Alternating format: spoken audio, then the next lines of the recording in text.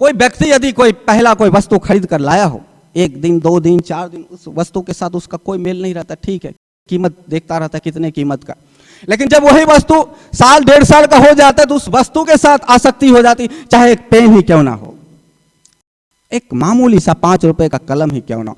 आप गांव में शहर में ऐसे बहुत से लोग मिलेंगे जो कहता है ये कलम मेरे पास 20 साल से, और जब भी कभी वो कलम कहीं छूट जाए तो फिर देखो बेचैन हो जाता है, क्रोध करता है, हैरान हो जाता है, मुझे वो कलम चाहिए, 20 साल से कलेजे के टुकड़े की तरह गले से लगा के रखा हूं। ऐसा ही आसक्ति, जिसको जिसमें पड़ा पकड़ लिया, कोई जरूरत नहीं कि व्यक्ति ही हो, कोई जरूरत नहीं भोजन ही हो, पंखा से आसक्ति हो सकता है, कलम से, पेड़ पौधे से, किसी पेड़ के नीचे आप जाकर बैठते हो, आदत पड़ गई, उसी पेड़ के नीचे बार बार जाकर बैठोगे, और जब उसी पेड़ के नीचे बार बार जाकर बैठोगे, फिर किसी ने उस पेड़ को काट दिया, आप 4-5 दिन बेचैन हो जाओगे, घबरा जाओगे, अरे पेड़ को काट दिया, आप श्राप देने लग जाओगे। श्राप आप क्रोध में दे रहे, कोई ऐसा नहीं कि पेड़ पर दया करके, आप वहां बैठते थे, बैठने का जगह आप खत्म हो चुका, इसलिए कहीं बैठते हो, कहीं उठते हो, कहीं चलते हो, कहीं गाते हो, हर चीज एक बंधन है। जहां जहां आसक्ति हुई वह आपको बांध लेगा, इसलिए बांध लेगा, जब बांधेगा तो फिर भोगे शौरी प्रसक्ता नाम, कृष्ण कहते हैं, फिर भोग में फिर आसक्ति होगी, फिर भोग नहीं रहा, सुख का भी आसक्ति, दुख का भी आसक्ति। कहते हैं अली राम को उम्र कैद की सजा सुनाई गई। जब शुरू में जेल में अली राम गए तो हाय तौबा मचा रखे थे, मुझे बाहर जाने दो, मुझे बाहर जाने दो, मुझे बाहर जाने दो। पुलिस वाला डंडे मार मार कर उन्हें फिर अंदर रख देता, कई बार जेल से भागने का कोशिश किया, हर बार पकड़ में आते, फिर उनकी ठुकाई होती, पिटाई होती, और फिर उन्हें सेल में डाल दिया जाता। जब 10 साल 11 साल 12 साल जेल में हो गए, फिर अली राम शांत हो गए, फिर जेल से जाने की बात नहीं करते थे। और जैसे उनकी उम्र कैद की सजा पूर्ण हुई, 14 साल की सजा पूर्ण हुई, वहां से आदेश आ जाता है कि अली राम को रिहा किया जाए, इनकी सजा पूर्ण हो चुकी है। अली राम को सुनाया जाता है बधाई हो अली राम, आप कल सुबह बाहर जा रहे, रिहाई का लेटर आ गया, अब तुम मिठाई बांटो। जैसे ही सुना अली राम रोने लग गया, बोला पगले ये क्या कर दिया तुम लोगों ने। बोला क्या हुआ है, तो खुशी की बात सुना रहा हूं। अरे खुशी की काहे कि मैं कहां जाऊंगा, बाहर कौन है मेरा, मैं कहां घूमूंगा, अब कितने मुश्किल से तो मैं यहां रहा, ये पेड़ पौधे में पानी कौन देगा, उस हॉल में झाड़ू कौन लगाएगा, शाम सुबह का लाइट कौन बंद करेगा, ये सारे चीजें हैं कौन देखेगा। पुलिस वाला बोलता है ये सब तो सब देखने वाले दूसरे देख लेंगे, तुम तो जश्न मनाओ, तुम तो खुशियां मनाओ, तुम्हारी तो रिहाई हो रही। बोले काहे का जश्न, काहे का खुशियां, हम सोते थे कोने में मस्त हो जाके, हमारे बिस्तर का क्या होगा। बोला बिस्तर तो बाहर और भी अच्छे मिल जाएंगे। सुबह का समय हुआ, पुलिस वाले उसको लेने के लिए आ गए, भाई अब रिहाई का समय हो गया, अब चलो निकलो। अब अली राम कहते हैं नहीं नहीं मैं नहीं जाऊंगा जेल से। बोला ऐसा कोई नियम ही नहीं है, जिसको सजा मिलेगी वही जेल में रहेगा, जिसकी रिहाई होगी उसके बाद 1 घंटे भी नहीं रह सकता, तुम्हें जाना हो। अली राम अब जाने को तैयार नहीं। कुछ पुलिस वाले और कुछ जेल में जो कैदी थे पकड़ के उसे मार पीट कर फिर बाहर किया, और जब बाहर किया तो गेट का दरवाजा पकड़ के अली राम कहते नहीं नहीं मुझे अंदर रखो, मुझे अंदर रखो, मुझे जाना नहीं है बाहर। कौन मानता है। अब अली राम दरवाजे को पकड़ के रोते रहे वहीं और गेट के बाहर ही सोते थे। इसलिए आसक्ति कहीं का भी किसी भी रूप में हो जाए, जेल में बंद करे तो जेल में। इसलिए अपराधी लोग जब अपराध करने के लिए चलते तो अपराध करने का आदत, चोर चोरी करता है तो चोरी करने का आसक्ति, कहीं कोई छुट्टा नहीं। कहता है एक कोई संत बन गए,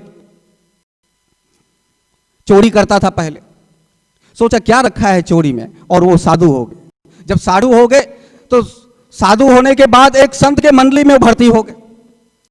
संत जहां जहां जाते वो चोर जो अब संत बना था वो भी साथ साथ चलने लगा। रात में जब संत भोजन पानी करके जब सो जाते थे तो देखते हैं कि जो दूसरा संत जो अभी बना है, जो पहले चोर था, उसको नींद नहीं आ रही, बेचैन है। अब सोचा ये कौन सा बीमारी लग गई भाई, नींद ना आए ऐसे तो कभी शिकायत थी ही नहीं, ये नया प्रकार का बीमारी कैसे पकड़ लिया। फिर बोले चलो कोई बात नहीं, आज नींद नहीं आएगी कल, लेकिन हुआ वही, कल भी नींद नहीं आया, दूसरे दिन आया, तीसरे दिन आया, नींद नहीं आया, अब क्या करे, बेचैन हो गया। और बार बार जैसे 12 बजे का समय होता आंख खुल जाती, चोरी करने के लिए मन बेचैन हो जाता, हाथ पैर काम करने लगता, अब उससे रहा नहीं गया, फिर क्या करता है, फिर रात में उठता है, वो देखता है सभी संत सोए हुए, और जब सभी संत सोए हुए तो उसने क्या किया कि इस संत का कमंडल उस संत के पास रख दिया, उस संत का कमंडल इधर रख दिया, इनका कंबल उसके पास, उसका कंबल इसके पास, इसकी छड़ी उसके पास, उसका डंडा उसके पास, सब इधर से उधर कर दिया। और इधर से उधर करने के बाद जैसे ही वो संत अपने आसन पे आते हैं, मस्त नींद आ गई, सो गए। अब उनको रास्ता मिल गया, हर रात वही करने लगे। और जैसे सुबह सब संत जगते, नित्य कर्म का समय था, सब बेचैन हो जाते। अब उनकी अपनी कंबल नहीं मिल रहा है, अपना कमंडल नहीं मिल रहा है, अपना डंडा नहीं मिल रहा है। वो कहते ये डंडा किसका है, वो कहते मेरा डंडा कहाँ है, सब उलझ पुलझ जाते सुबह का टाइम। महंत जी के पास बात आया, महंत जी ने सबकी शिकायत सुना, सभी संत को बैठाते हैं, बोलता है कौन ऐसा करता है। फिर सभी ने बोला हो सकता है ये गांव के लोग खराब होंगे, रात में आके ऐसा कर जाते होंगे।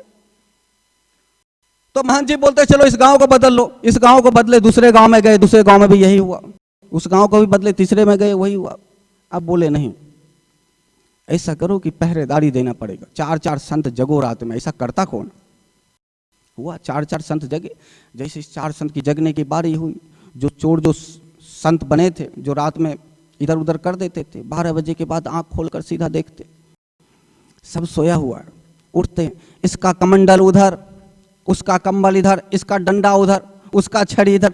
जैसे रखने लगे, 4 जो जगह थे पहरेदारी में, उन्होंने पकड़ा, पकड़कर महंत जी के पास लाए। बोले पकड़ में आ गए, यही वो संत है जो हेरा फेरी करता है। महंत जी ने पूछा कि ये बताओ आप संत हो, फिर ऐसा क्यों करते थे?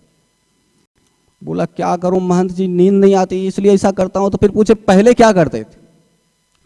बोला पहले मैं बहुत बड़ा चोर था, अब फिर सोचा चोरी में क्या रखा है, एक दिन हम मर जाएंगे तो क्यों ना भगवान का भजन करें। और भगवान के भजन करने के लिए मैंने सब कुछ त्याग कर हमने संत बन लिया। और जब यहां बने तो हमारी नींद ही नहीं आ रही, फिर मुझे इधर उधर करना लगा। तभी से कहावत बना, चोर चोरी से जाए पर हेरा फेरी से ना जाए। चोर चोरी से जा सकता है, हेरा फेरी से नहीं। इसी प्रकार आपको छोड़ो जाए पकड़ो अलग, आसक्ति हो सकता है जो भोग आपके पास आज है कल ना रहे, लेकिन जो भोग आज आपके पास है और कल ना रहे तो फिर उसकी आसक्ति आपको बांध लेगा, जकड़ लेगा, हैरान सा कर देगा, उसके लिए बेचैन हो जाओगे, उसके लिए करवटें बदलोगे। इसका मतलब ये हो गया बंधे हुए। और कदाच इसी अवस्था में यदि आपका शरीर छूटता है तो आसक्ति आपको पूरा दूसरा जन्म लेने के लिए विवश कर देगा।